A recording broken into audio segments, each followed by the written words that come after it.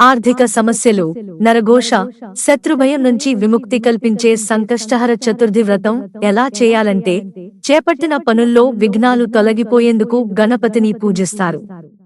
వినాయకుడికి 32 స్వరూపాలు ఉన్నాయి. అందులో ఆఖరి స్వరూపం సంకష్టహర చతుర్థి రోజు పూజించే రూపం. ఈ రూపంలో లంబోదరుడు కుడచేయి వరదహస్తం, ఎడమ చేతిలో పాయసపాత్ర ఉంటుంది. సంకష్టహర చతుర్థి ఏడాదికి 12 వస్తాయి. ప్రతి నెలా కృష్ణపక్షంలో వచ్చే ఏ చతుర్థి రోజు అయినా సంకష్టహర చతుర్థి పూజ చేయవచ్చు. మొత్తం 12 నెలలు ఆచరిస్తే అత్యుత్తమ ఫలితాలు పొందుతారు. కనీసం ఒక్క నెలలో వచ్చే సంకష్టహర చతుర్థి రోజు వ్రతం ఆచరించినా శుభఫలితాలు పొందుతారు. జూలై నెలలో 24 బుధవారం సంకష్టహర చతుర్థి వచ్చింది. సంకష్టహర చతుర్థి వ్రతం వల్ల ఉపయోగాలు: ప్రారంభించిన పనుల్లో పదే ఆటంకాలు ఎదురైనప్పుడు సంకష్టహర చతుర్థి వ్రతం చేస్తే మంచి ఫలితం దక్కుతుంది. వ్యాపారం, ఉద్యోగంలో అభివృద్ధి లేనప్పుడు ఈ వ్రతాన్ని భక్తి శ్రద్ధలతో ఆచరిస్తే తప్పనిసరిగా శుభఫలితం పొందుతారు. నరదృష్టితో బాధపడేవారు దాన్నుంచి బయటపడేందుకు సంకష్టహర చతుర్థి వ్రతం చేస్తే మిమ్మల్ని కాపాడుతుంది.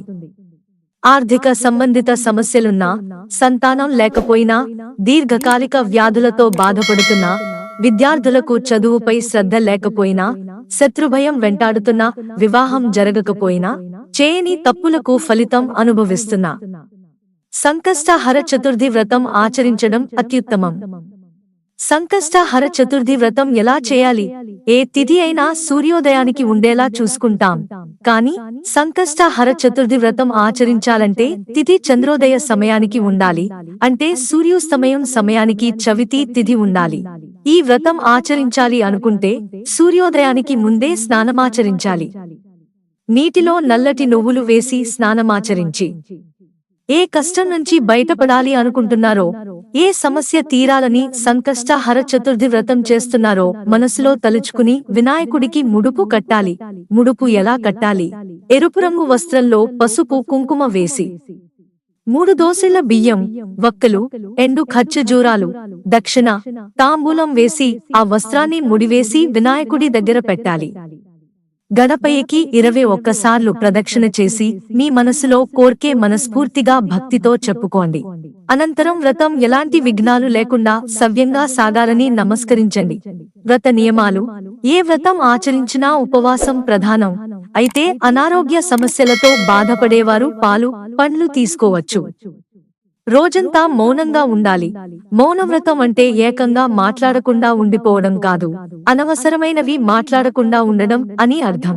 బ్రహ్మచర్యం పాటించాలి. మద్యం, మాంసం ముట్టుకోరాదు. దాన ధర్మాలు ఆచరించాలి. ఈ వ్రతం ఆచరించిన మర్నాడు అవకాశం ఉంటే గణపతి హోమం నిర్వహిస్తే ఇంకా మంచిది. అవకాశం లేకపోతే దీపారాధన చేసి వినాయకుడికి నమస్కరించుకుంటే చాలు. సంకష్టహర చతుర్థి వ్రత విధానం: సాధారణంగా ఏ పూజలో అయినా ఆచమనం, సంకల్పం, కలశారాధన చేస్తారు. అనంతరం సంకష్టహర గణపతి షోడశోపచార పూజ చేయాలి. అంగపూజ, 21 పుష్ప పూజ, 21 రకాల పుష్పాలు లేదంటే 21 పుష్పాలు, 21 పత్రి పూజ. ఏవీ దొరక్కపోతే ఓన్లీ గరికతో చేయండి. వినాయకుడి అష్టోత్తరం, సంకట నాశన గణేశ స్తోత్రం, గౌరీ పూజ చేయాలి. పంచోపచార పూజ చేయాలి. ధూపం, దీపం, నైవేద్యం అన్నీ సమర్పించాలి.